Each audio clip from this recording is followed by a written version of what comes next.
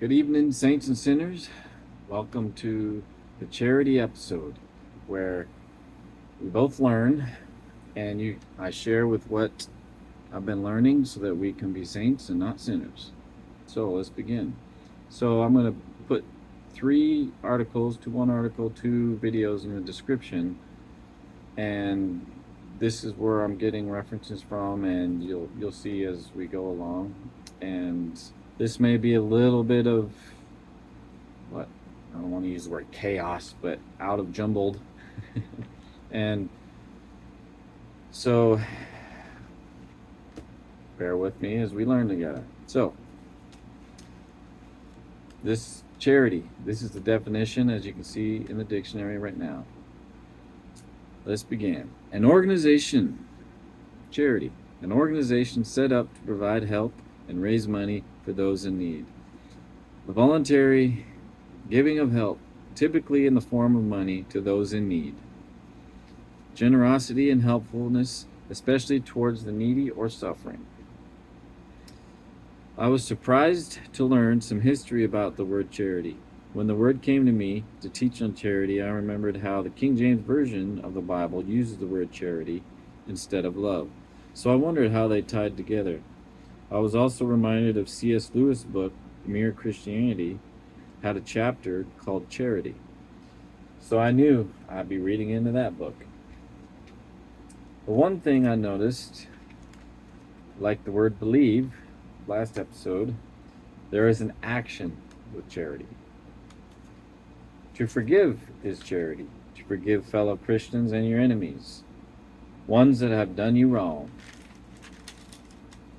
Charity or love is in the description, and you can read it, and you'll see what I gleaned from, and then if you've gleaned anything more, go ahead and make any comments in the descriptions. Charity or love.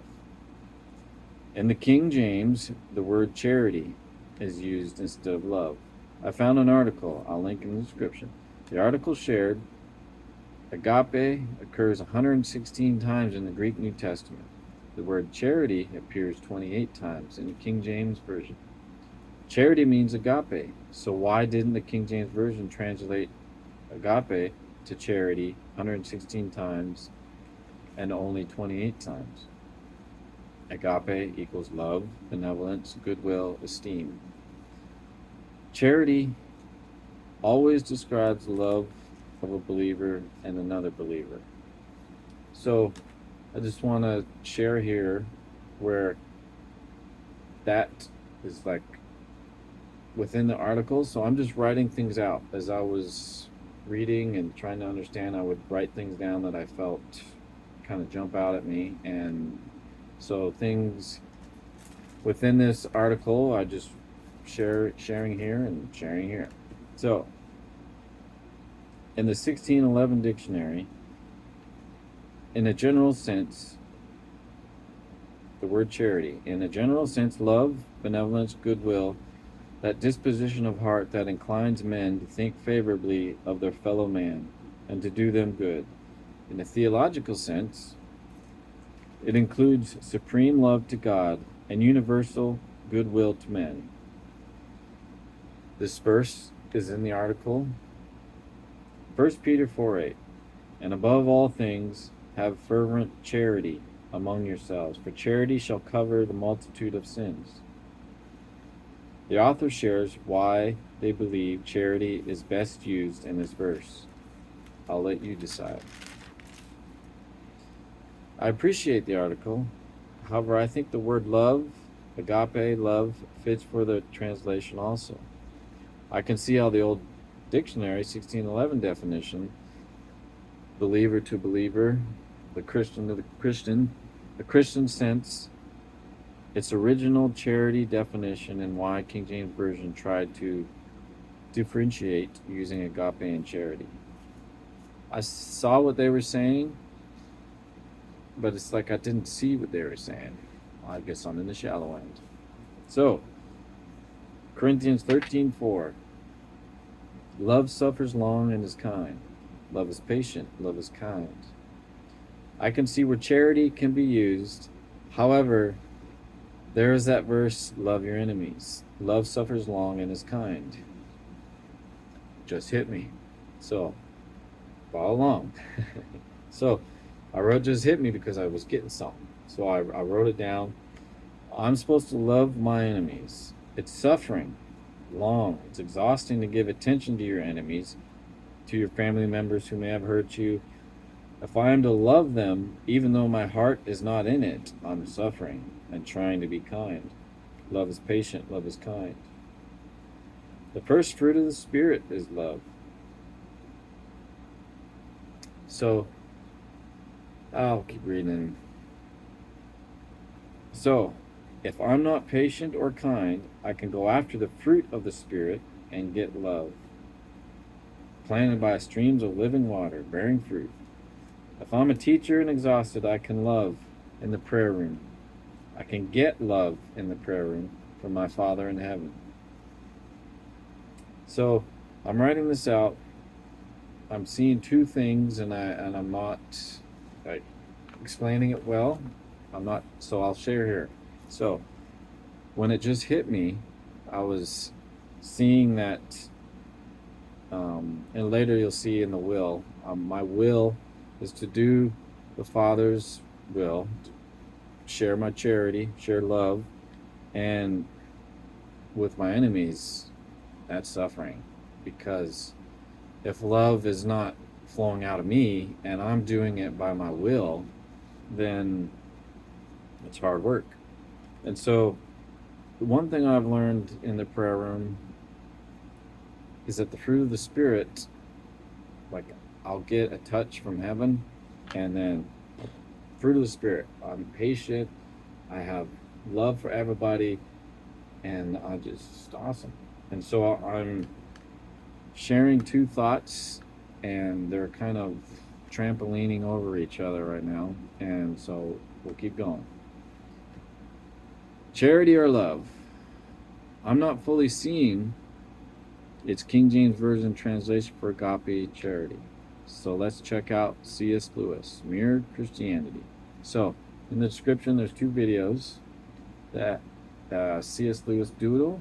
Anyways, you'll understand why it says doodle when you watch them if you've never seen them before. First of all, C.S. Lewis is great in this area of just allowing you to think about things, and he's also one that did the Chronicles of Narnia.